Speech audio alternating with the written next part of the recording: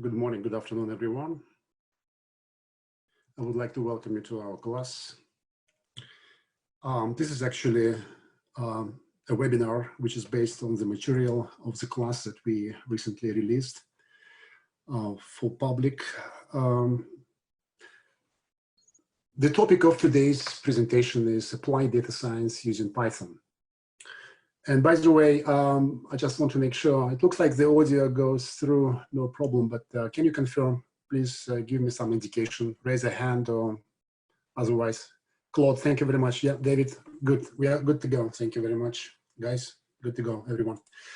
The focus is on two things, Python and applied. Okay, everyone is familiar with data science. It's a hype, right? It's just a little bit overused thing, but we will talk about more practical aspects. It's just a one-day presentation. It won't allow us to explore in any meaningful detail all the aspects, but I'll just provide some touch points that would be, I guess, sufficient for you to get your interest, and probably you will learn something as we go. Okay, so I would like to welcome your questions as we go. I am holding this by myself, so I'll keep kind of my personality split between an assistant who would just give me the question. So I will be doing a Q&A as we go. I'm not going to put it off until tomorrow. Some people are quite impatient. Probably you have more important things to do. A very short agenda. We will quickly overview some of the more important Python libraries, packages related to data science, and we will show some of the examples how to use, for example, EDA, exploratory data analysis with seaborn, and doing some other stuff. Okay, so the focus is, as I said, on the applied side of data science. In itself, data science, I'll just kind of lay in the groundwork. You have probably seen this diagram or similar visuals on multiple occasions, but I just want to set the groundwork for me to just continue. So it's a combination of things. You cannot really point your finger and say, yes, this is data science, because if you remove, for example, your ability to program, you'll probably be some sort of a skewed, kind of a not fully rounded data scientist. Knowledge of math statistics is important. It's, I would say, critical, but statistics in itself, it's a huge topic. And in many cases, I guess the problem domains where people try to apply machine learning algorithms, be it Python, be it Spark, be it some cloud-based system, it's just probably, you can use just subset. You just need to have some good understanding of data. That's very important. And of course, substantive expertise in the subject area, in the problem domain where you are. It's not possible to have all kind of areas covered holistically, kind of in one person. You would probably need to have a group of people. It's a data science team or something similar to that, which is organizationally helps you to bring the talents from different sides of your organization. So this is a very nice, it's not Venn diagram, it's actually is the ingestion flow. It's the regular process of a data science project where you start from the left.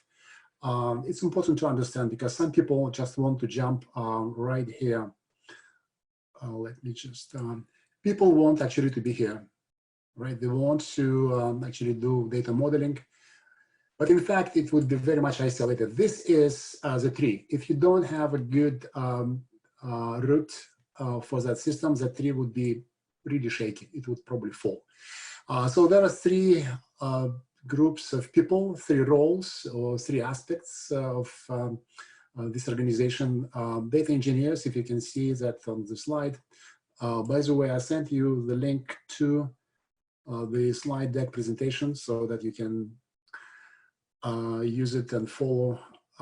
So those data engineering tasks, the responsibilities, they deal with operational data. We get the data, we want to process the data, be it Splunk, be it, I don't know, Power, BI, desktop, or something else. Maybe it would be at something what your organization is using. Cleaning data is very important. Again, all those steps. So if the flow is from left to right. So this is the processing flow. And cleaning data is very important. Data scientists in some instances would like to kind of keep their hands clean, and they push off some of the more mundane, kind of more dirty things to do, quote unquote, to other people. And sometimes it's just makes those people a little bit limiting in what they can do. Right. Feature selection, that's where I guess data scientists and data engineers would start kind of combining things. You are familiar probably with the concept of DevOps, like it's a cross-discipline amalgamation of team, very popular with agile people and with cloud. That's where I guess you need to bring data scientists from the right to data engineers on the left.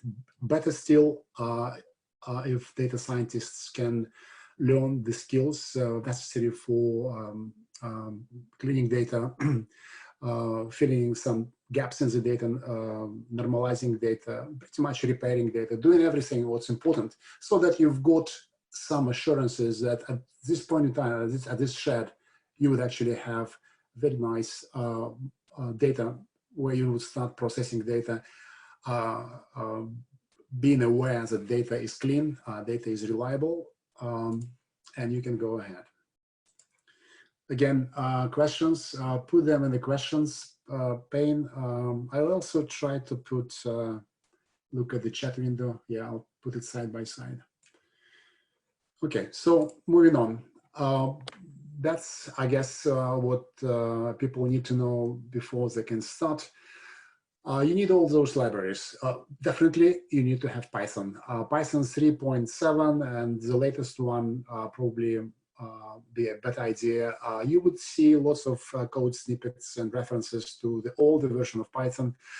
There were some, I guess, not so dramatic changes, but those changes might play a kind of a nasty trick on you. So use, if you're just starting, use the latest one. Maybe not the latest, maybe just, but definitely it should be 3.7, something like that. So I'm not going to read those libraries that you can see. And the question would be, so how can I get those? Of course, you can install Python and then use pip or any other installer to get everything in and install on your desktop.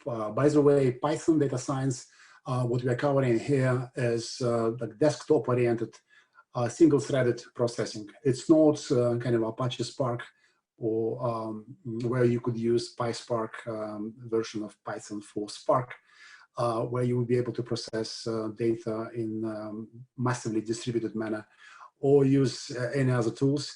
We are talking about the regular, plain vanilla Python installation, where you would have everything done on your desktop. And now with 64-bit architecture of your computers, you can get yourself a very nice amount of RAM, machine data, memory, where you can process data sets in the region of gigabytes. Swapping is supported, but it would slow down your processing. So instead of getting everything piecemeal one by one, you are better off to download Anaconda. So Anaconda, those people doing a very nice job for Python, for R. And Anaconda distribution comes with pretty much everything. You would need Jupyter notebooks. I guess we will mention that later on. Certain things are not installed, like Seaborn. It's critical, very popular currently, probably one of the most popular, more popular than Matplotlib graphics engine. And you can install it using the Conda. Conda is it's a package manager from Anaconda, similar to pip, or if you kind of familiar with Node.js, it would be kind of an NPM thing. So we are starting quickly overview all those libraries. I'm not going to spend much time. I guess I don't want to preach to the converted. So those are absolutely indispensable. So NumPy, it's a library which has been created through the effort of SciPy people. SciPy is a package where they wanted to kind of circumvent the shortcomings of Python, its inefficiency in processing numeric data. Everything is an object, and working on references, dereferencing, it's kind of a long story. So NumPy gives you a way to have that bridge to native code. Part of NumPy is written in C, so pretty much you get yourself a very big boost. It's kind of a big accelerator for your Python. They replicate lots of functionality like Python lists, but Python is great for learning the programming language, maybe scripting, but not for math-intensive projects like data science. It's open source, and the concept is that it uses those n-dimensional arrays which are allocated in memory using low-level primitives, and they work just fantastic, and you get yourself a nice foundation for building more advanced. It's kind of a low-level library, and pandas are the libraries. They just leverage that investment of NumPy creators or SciPy creators. So here's an example of what you can do with NumPy. I just highlight a couple of things. The most important, I guess, thing for those people who are not familiar, those people, we have people who come from like Java side of the world, kind of from that, with that background, and they sometimes get kind of confused when they see things like that.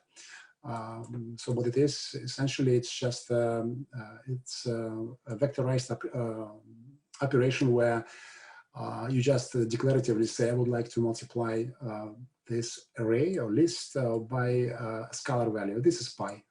NP pi, it's just a 3.14 number. And essentially, what happens is when you provide this statement under the hood, NumPy would be applied, multiplied with every element in the array, right? It's a very fast C code. Essentially, then you can pass it on to cosine, and you can get a very nice output. Okay, it just gives you a flavor. Filtering, again, it's supported. It's more of a kind of a functional programming where you have this anonymous function. You apply a predicate, and that predicate essentially applies that modulo operation to every element of the array, okay? And then it would return any even numbers that are identified, okay? So that would be and the array of 2 elements. Reshaping is important.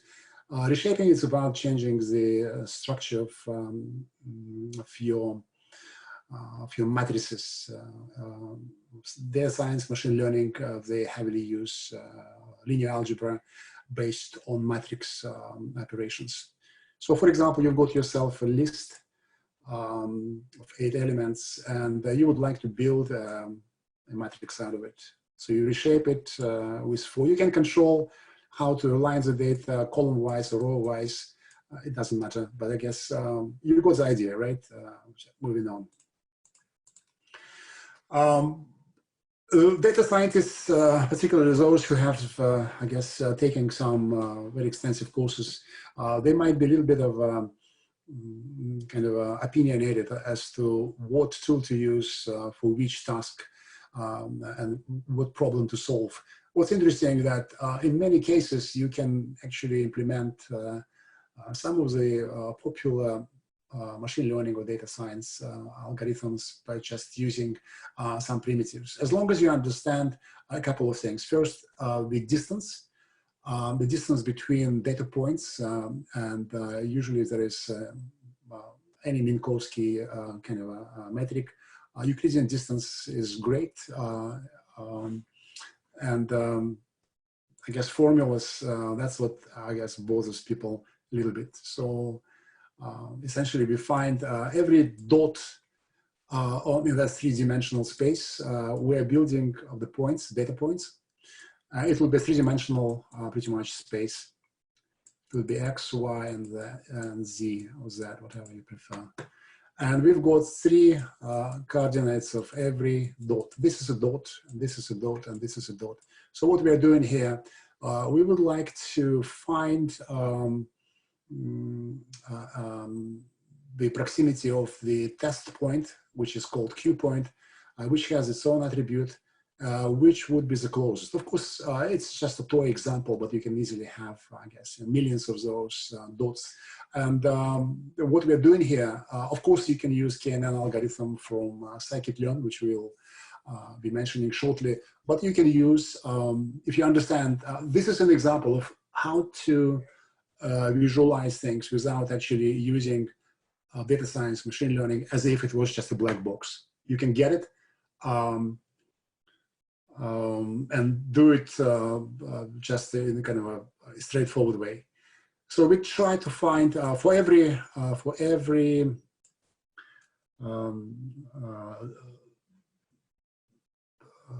reference dots, points, data points that we have, we would like to do this comparison, and we will find the one which has the minimal one, the minimal distance. So this is the distance. We just avoid, I guess, negative. And this is notation. We pretty much say in data point, it has that kind of a swapping capability. It doesn't matter if it would be Q minus P or P minus Q. That's what it says.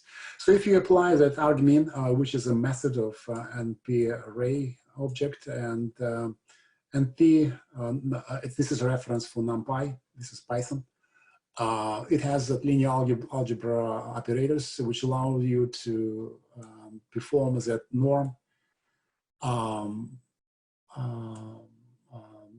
normalization, Euclidean distances by default. So this is the formula, right? We use an axis 1 so that we go for every dot.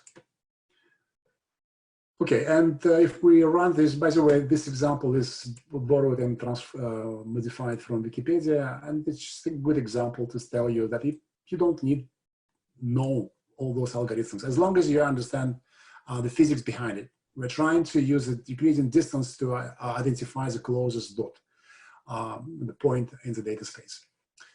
Okay, so SciPy is a fundamental open source software used by many practitioners in data engineering, science projects, mathematics. It has lots of things. It's huge. It uses NumPy underneath, signal processing. Pandas, it's a high level of abstraction on top of NumPy, where you will have the fundamental core data structure, which is called data frame. The major influence in this space was R. That's a programming language created by statisticians, for statisticians. And data frame gives you a very rich API for massaging data. Pretty much data frame is sort of a tabular store, similar to a relational table or Excel spreadsheet. What's good about Pandas? Pandas gives you a very powerful, very high performance, memory efficient, fine-tunable structure. You can specify the type of a particular column, and you can easily reduce the size of your data frame and memory requirements by like an order of magnitude, coming from probably gigabytes to maybe hundreds of megabytes. Sometimes it just plays an important role. It has very nice integrations with many things. By the way, Apache Spark uses Pandas as sort of a way to leverage some of the graphics packages, and you can also get very nice integration with Microsoft Power BI desktop and the cloud service, software as a service in Azure cloud. So Pandas is really worth learning. A little bit kind of it has its own kind of weak sides. Some people complain about maybe not kind of intuitive API, but it's solid, it's good. People use it in production. So it gives you lots of things which just have been dictated by the needs. So it was created by someone who has been working in the field, by just who was really frustrated by not being able to find a nice tool. So you would be able to handle non-available data, repair data sets, and you can do reshaping, aggregation, table pivoting, inner joins, outer joins, supported as well. So here's a slide which shows how you can use, for example, pandas to fix some of the missing data. So what we are doing here, we import the library. We import the library. The usual alias is pd. We can specify columns. Anyways, there is lots of variances. So data frame would give you that tabulous storage. You can read a table, or you can use CSV. That's another method, kind of a character separated. Then you don't need to specify. This is default header. If it's none, then I guess columns would be a way for you to plug in that first row, which would be treated as the column name. So lots of things is happening quite intuitively, and your intuition would be mostly right in most cases. But if you, for example, we have in column 0, whatever the column is, we can specify the name, but I guess indexing is just one of the straightforward things. And let's say we've got some missing data, and we would like to interpolate, just plug in some of the meaningful values for those missing values. So we are using method nearest, so where the nearest points above and below that point would be used to interpolate, and it will be done in place, meaning that df would be updated in place. So this is a wide list of the supported interpolation methods. So what we are doing here, we've got, let's say, we've got, let's say like 12, 14, and then we've got missing value, right? Not available, not non-available data, for whatever reason. So the system, based on, I guess, our understanding of data, we can say we would use like a nearest or maybe mean. So it will kind of probably use plug 12 from above. You can also use, I guess, quite extensive, like linear. Essentially, linear would be like 13. It will just create, it will figure out that that's 12. This is 14, and 13 should be probably quite natural choice when we linearly connect those dots. So you can play around. Just look at this. They've got cubic spline. It's just fantastic. I guess mostly people use the default ones. Okay, what else? That's pretty much it. It just showcases what pandas can give you, but there is more. It's just 1% of what I was able to show you. And scikit-learn, that's where I guess the real deal starts. Scikit-learn is a data science package or machine learning, the way you want to look at it, which gives you all the tools and very well designed algorithms, kind of commoditized. It's sort of a machine learning package for the masses. It uses the best of breed in the Python ecosystem. It uses NumPy, matplotlib. It's open. Unfortunately, it's a little bit limiting because last time I checked, they don't support GPUs, graphics processing units, and they're trying to kind of figure out how to do things to expand into the sort of a deep learning. But I guess they won't be able to do it quickly because it would require like substantial changes of their internals. Okay, so And they support very nicely designed algorithms, as I mentioned, be it classification, clustering, regression. So one of the beauties of Python, and some people are kind of on the horn of dilemma, hanging and just cannot make a decision, which way should I go? R, Python, Python, R. And of course, both languages have their own advantages and kind of strong points and maybe weak points. I would say both R and Python, they probably are in that ecosystem. If you want to build your career along that path, you need to know R. But Python gives you a little bit of a more commoditized view. It's just more utilitarian. It just gives you a very uniform API, which gives you kind of a fit, predict, transform, and potentially score methods, which you immediately recognize. And you don't need to search through that API of R, because R is created. There is no, I guess, authoritative body which actually governs the API. People very practical in the field of statisticians, data practitioners, machine learners.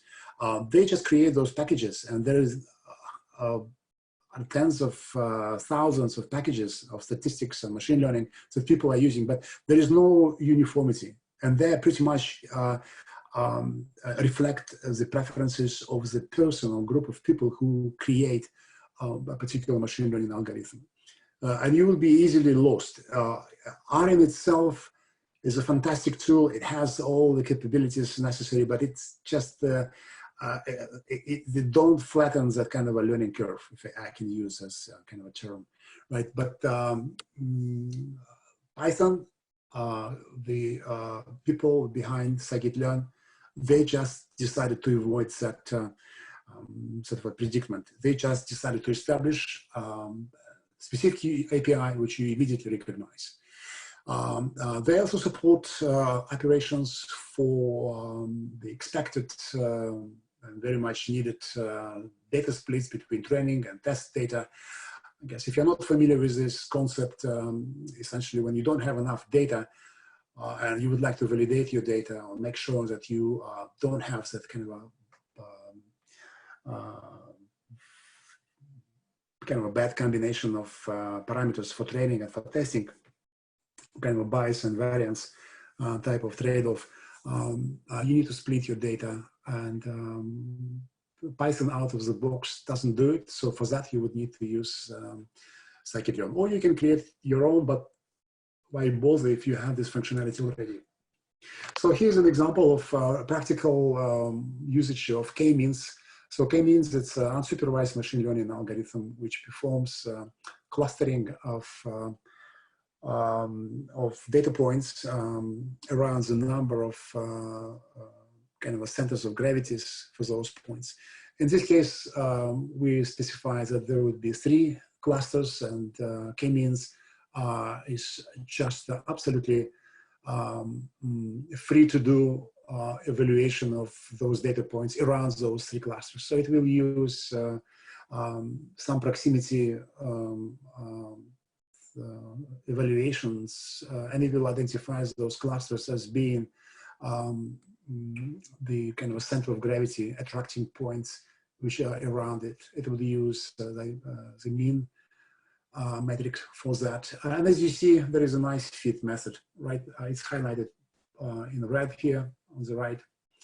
So we need the CSV file, or maybe we just perform some transformation. The output is data frame, and k-means operates on those data frames.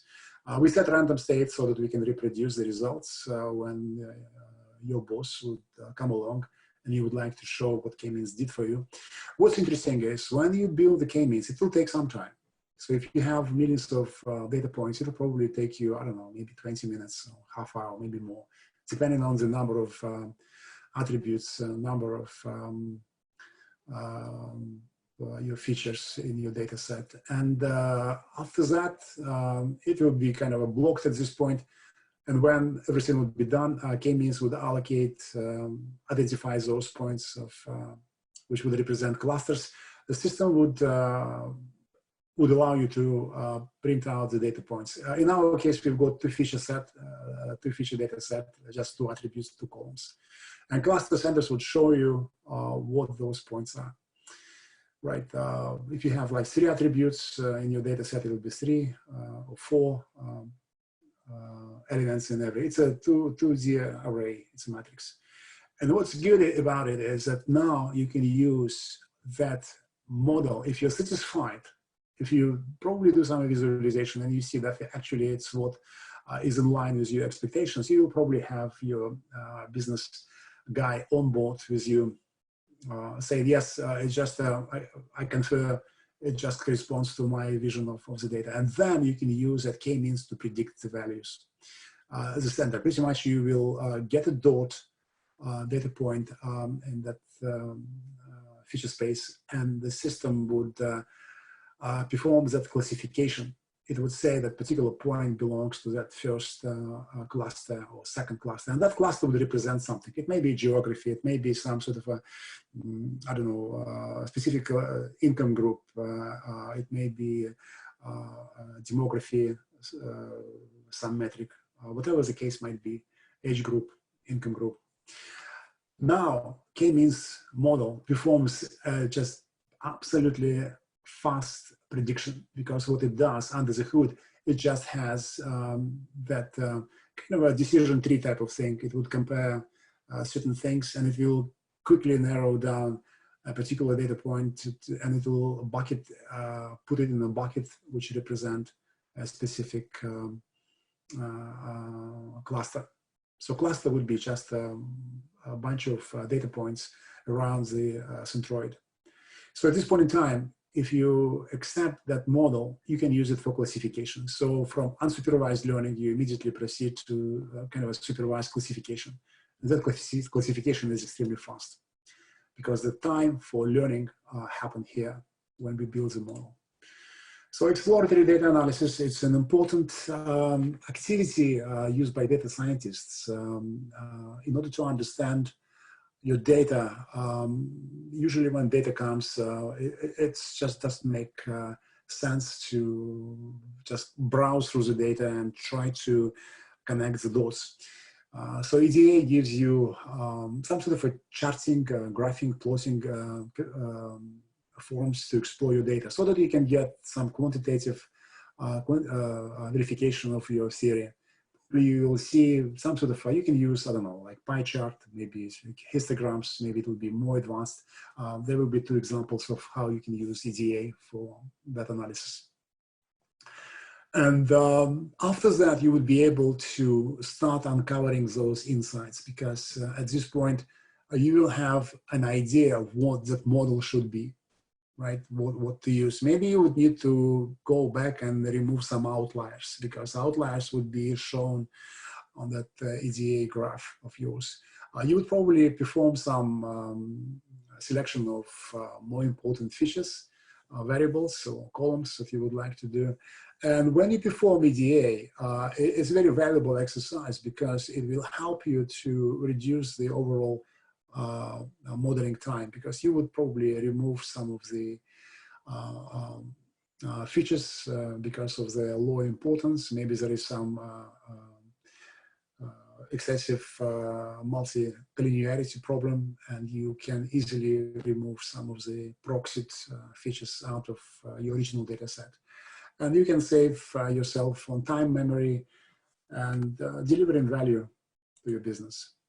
So seaborn, it's probably one of the more popular. There used to be matplotlib, which actually did a very good job, and it still is. Seaborn took it to the next level. They just leverage all the internal nitty-gritty processing details delegated to matplotlib. And then on top of that, they provide a number of very attractive features, very appealing, convenient, colorized, where you can find very nice interface for your EDA exercises. All right, so let's take a look what you can achieve. So this, by the way, is an example borrowed from one of our labs for that course that we developed. And we are using R Ars anti-cars built-in data set. It's just a very small toy kind of an example, but it's just critical to help you get started. Right, so many people have a problem learning a particular system. They just start getting, I don't know, gigabytes worth of data with hundreds of columns, and they run algorithms learning through the process nothing, because it will be just very frustrating. You will kind of do yourself a favor if you start learning something, just reduce it to the most simple possible scenario and learn from it. Just dissect it, understand all the steps involved, and then you can scale it, no problem, right? So that anti-cars has, I guess, 32 observations and like 10 or something columns, very nice. And it has very nice, I guess, educational value, because you can find examples how to use it, and you can correlate your work with other people's work. It just lists I guess, 32 car models with such parameters as horsepower, weight of the car, number of cylinders, I guess, the time to, I guess, it takes to accelerate to a quarter of US mile. Number of carburetors, is it a manual transmission, or if it automatic transmission. So what we do here, we load the file from the internet. Actually, we load the file, and then we pass on that link, and read CSV would connect, it would use HTTP connector to get out and reach out and get that file. And we import seaborn. Seaborn in itself doesn't work without matplotlib. So under the hood, it would make all the necessary references, but it gives you a very nice API. And we are using join plot. So join plot is, yeah, there is a question, what ID would you recommend to use? I would recommend to use Jupyter notebooks.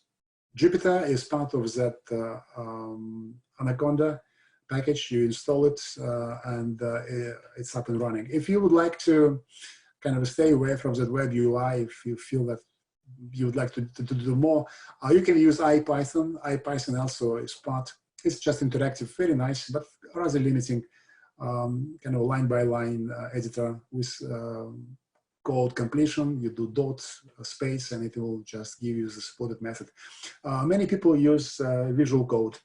Visual Code, it's a scaled down version of Microsoft Visual Studio, which has plugins for various languages. And one of those is Python. It supports debugging, because debugging in many cases is critical, and you can use debugging, you can do debugging in Jupyter notebooks, but it's a little bit, it's awkward at best, not particularly useful. You are better off if you really troubleshooting some problems, start with Visual Code.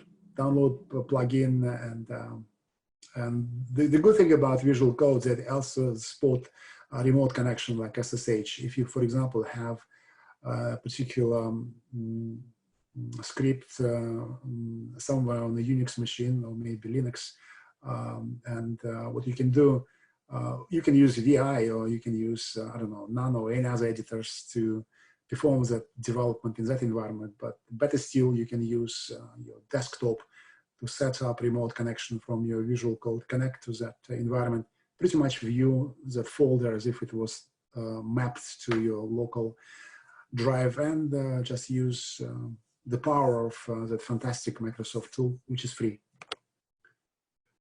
Okay, so Eclipse, I've got reservations about Eclipse. Fantastic thing, but I'd rather not use Eclipse anymore. Okay, so what we're doing here, we do join plot. So join plot is just about building kind of a 2D matrix visual. We use the weight. Weight comes, this is a y-axis, and we are mapping x to HP, which is horsepower. That's the engine horsepower. As you see, we've got very nice range of horsepower comes from that data set, which is a data frame, right? It's a data frame which we just downloaded from the internet, from this link. And weight is, it's just a scaled value. I guess they divided by 1,000 pounds, something like that. And as you see, it just shows as if it was just, I guess, some sort of like a mountain range, or maybe the sea bottom landscape, what it is. As you see, that's distribution of weight, okay? And this is a distribution of horsepower across all the machines. So what happens here, we build very nice, organized 2D. It's actually, we're performing kernel density estimate. So as you see, probably it just speaks to itself that the most occurrences of cars within a range of horsepower. And let me just remove that clutter. So we're talking about this particular area of interest, right? So which gets projection to that HP range. And we've got nice projection to this. So I guess most of the cars from the data set fall into this category. By just looking at this, we are performing EDA. By just looking at this, we can say, okay, it looks like we've got potentially some sort of outliers we are probably not focused. Maybe we perform counting, it's probably some sort of artifact, and we can safely ignore it. So our focus would be here. So what happens, we can narrow down, and then we can explore it in more detail. As you see the gradation, if you perform this kind of a gradient analysis, you'll see there is lots of those coils, those bands, which tells you that the action is here. That's where the action is. If you want kind of a piece of the action, you should focus on this area. So what we did, we just loaded the data set. We invoked that, depending on your needs, you can do pie chart, you can do bar plots, you can do whatever you want. And it just happens to be that if you want to correlate two things, how they just playing together, that would be probably the best way for you to do. And I guess there's one more. There is a question, could you interpolate date of birth to age? Date of birth to age. I don't think, are you talking about correlating or interpolating? Adam, I'm not sure if I understand the question. Interpolate date of birth to age. I guess they're probably independent variables. Interpolation.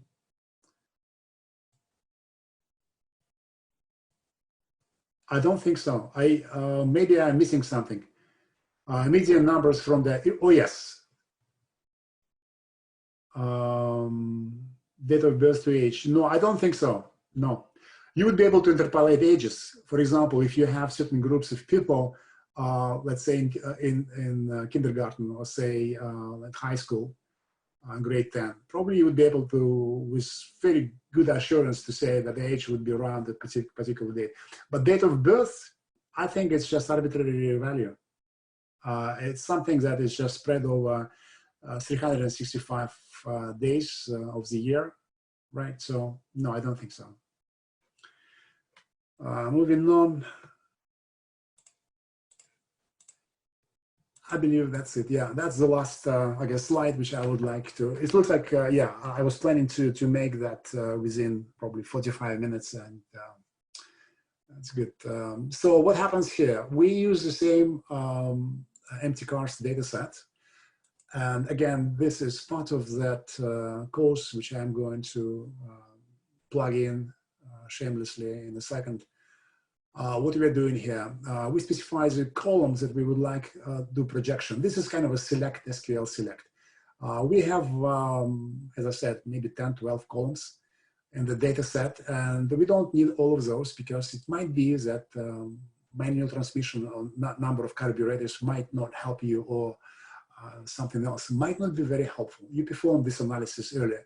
So what you're doing, you drop the columns, and that original car data sets, empty cars, R structure, is now reduced to that df, which has only those columns which are listed here. And we are not doing nothing more kind of exciting that we would like to get an idea of what is the influence on all those parameters is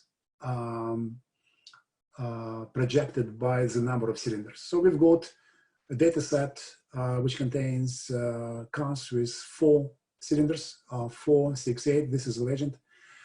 And we build a pair plot. Pair plot, it's a standard technique which was popularized by R, which allows you to compare side by side, pairwise, all the columns in the data set. So there would be a pair plot between HP and WT. And actually it does the inverse as well, between weight and HP, between HP and miles per gallon, and vice versa, right? And the way you look at it, we have ourselves HP, weight, miles per gallon, which come from this list. By the way, it's truncated. There is more data to the right and more data to the left, more plots. But I guess in order to fix it and make it legible. And we've got cylinders. So if you can see that color scheme, blue is 4 and so on. And we can see immediately that there is a correlation between the weight and the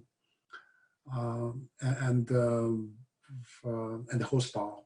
So weight, essentially what we have HP here, we've got weight here, and we've got miles per gallon here, and we've got cylinders here. And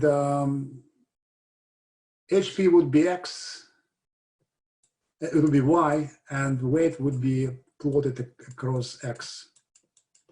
And as you can see, that's what happens is that as weight increases, that would be weight. As the weight of the car increases, it's necessary for you to increase the power of the engine. It's kind of a good analysis. Same analysis is done for Get Rocket Science when they want to calculate what would be the horsepower to bring up that that thing to that thing, right, to that level. And you can see a very nice mapping between the colors. So that is the 4-cylinder cars. That middle one is the 6 cylinders. And of course, most more powerful cars would need 8 cylinders. It would be more horsepower, cars would be more powerful. And that's what I guess the point here is, in order for you to get started with machine learning data science, actually maybe you're trying to change your career, maybe you just I don't know, have some specific kind of a vision where you want to be in 5 years. Just keep it simple. Try to, I guess, reduce something to very meaningful. Don't get those, I don't know, very large data sets for some financial statistics, some sort of time series type of thing. And by the way, let me remove the drawings. The last point that I would like to make is that this is a fundamental thing. It just adds that hue. It's just a way for you to provide colorization to every dot or every chart. And it's kind of create a third dimension. It gives you a more sort of a kind of like the z-axis type of thing. Again, if you look at the HP, it's HP on HP. Pretty much it's just in itself. It shows the density distribution of HP. That's density distribution for weight for different types of different numbers of cylinders. Again, as you can see, we've got this blue thing, which is accounted for by the 4-cylinder engine, and kind of a big peak. Not very many cars. Density is kind of a very narrow, sort of like very picket data set, subset of data. But this is the 6-cylinder, and we've got actually very few cars which have it's kind of a spreading along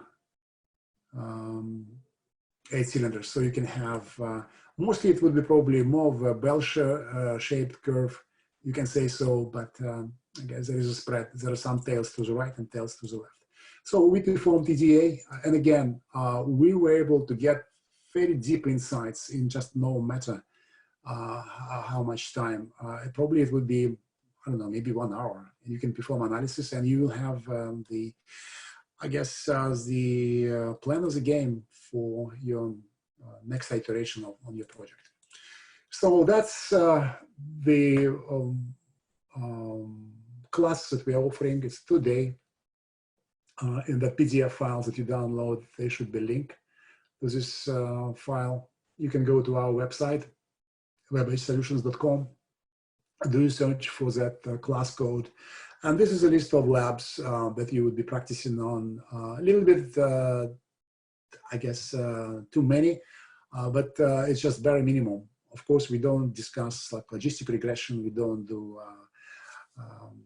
any other algorithms that like you would like to see, but it's not possible to cover everything in 2 days. We will, in this environment, we are using Jupyter notebooks, and we have everything installed properly for you. We will perform some data engineering tasks, like for repairing data, data splitting, but the second part of the day would be totally focused on machine learning. Okay, so a number of questions. Are you going to share slides? Yes, I believe I sent you a link in the chat window. Actually, no, probably it was panelist. Sorry about that. Yeah, it was panelist. By default, it puts you in the panelist sec because I'm a panelist to everyone. Good. So that's the list. Sorry about that. Could you share from pandas library? You were taking median number of from data. Yeah, you can use median. Yes, you can use median. Absolutely. Kind of most frequently occurring data. Are you going to please leave us contact? Yes, the contact is the best way to contact it is to go to I guess whatever channel you use to get a link to this webinar would be probably the way to pursue up.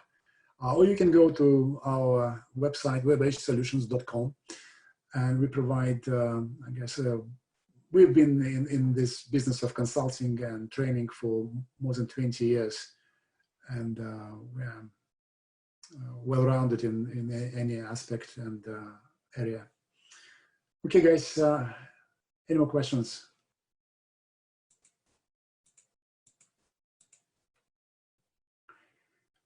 Yes, guys, Adam, you're welcome.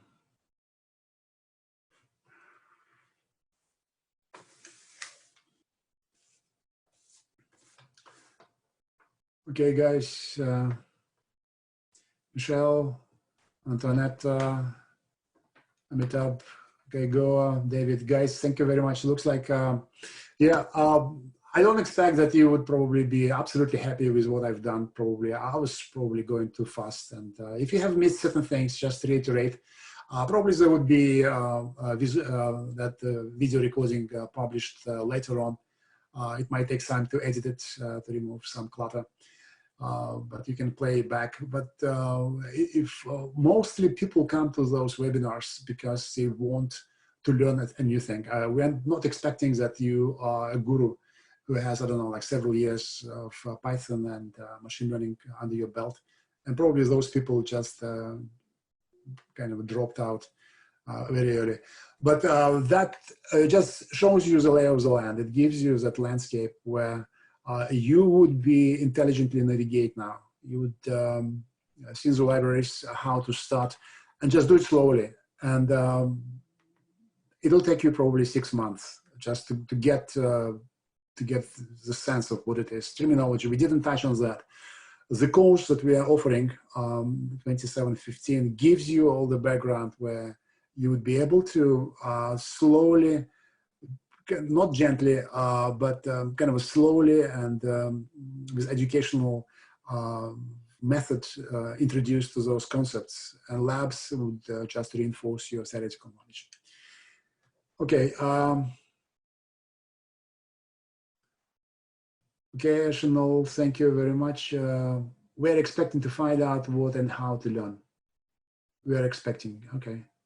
It makes sense. Shortened, yeah, very good. I did R. I guess logical is Python. Probably mostly, I would say in the field, people are using Python, but if you have R background, you will be much more insightful because people who come to Python directly, they're a little bit, I would say, they are lost sometimes. They just don't, just lost. So, okay, I kind of put in the data in the data set, I kind of in my algorithm, and I'm just getting nothing. It's just garbage in, garbage out. And but R gives you kind of a little bit of a regimen. It gives you kind of a discipline. R is great to start with, but Python is good for massive production. That's what I would say. Would you recommend the course you mentioned for beginners, or it will be better off? You know what? It just makes no assumptions that you know Python or you know machine learning. It's good for beginners, but it doesn't let you kind of, it doesn't pamper you. It's a little bit high octane. It just puts you into high gear. And if you're a deliberate learner, out of the class, you will just take out so much that you'll pretty much be able to start on your own. In many cases, people need jumpstart so that they don't kind of lost in the sea of those kind of things. Data scientists, they have this tendency, particularly R people, they don't bother that you don't understand certain concepts. They'll just throw at you, I don't know, like Fisher score or something else. And they would be very proud that Fisher score is a kind of a very big, okay, good. So what does it tell you? That's statistics, which is important, and R people would understand it. But Python is more gentle. It just hides away lots of things. It has commoditized machine learning. So Python, but it's I would say it's kind of a Java. If you really want to do lots of nice things, like use C++. So R would be kind of a more C++, not exactly, but that's how I see it. And Java would be a Python. It's just a very nice productive tool, and sometimes it just gets in the way. It's, but it has its advantages. Okay, if I have missed anything, guys, I'm sorry. I did that. Right. I've started studying data science, and this session has actually explained some concepts that I missed. Michelle, you're welcome. Great. Yeah, it makes kind of worthwhile. Good. Guys, thank you. With regards to Python, how long will it take to excel? 6 months to start. I would say after 1 year, 12 months of your tears, blood, and sweat, probably you will see some light. Any books, I wouldn't suggest anything. Axonal, the problem is that different strokes for different folks. You'll probably need to find that, but it's just enormous amount of information available. What I would suggest, don't read books. Books are great, but you have to learn by doing things. And immediately install Anaconda, set up a Jupyter Notebook, or use better still, maybe use Visual Code, and start practicing. You see a particular concept, just right away, just reinforce. Okay, so that's what I would say. So books aside, books are good, but when you know how to plug in things, is better Python for AI? Yes, people are using Python for TensorFlow, and yes, Python is also used in AI with all the backing, with GPU, graphics processing unit farms. It's great. Python, by the way, is a fantastic tool, by the way. It's just, it has its own kind of a quirky points, but it's great. In my DS programs, they started with Python, suggested with R after the fact. Maybe it has some logic, Michelle, I don't know. But I would say R, at least it would give you that discipline. Guys, I've got just 1 minute before I finish. The differences with R, I would start with R. I don't want to argue with anyone. Let's leave arguing to someone else, Democrats and Republicans. But how long will it take to excel in it? Yeah. 6 months you could learn in Python. Yeah, Python is a toy language. You will learn it probably in a week. Can you Python for Dummies book, Laughing Out Loud?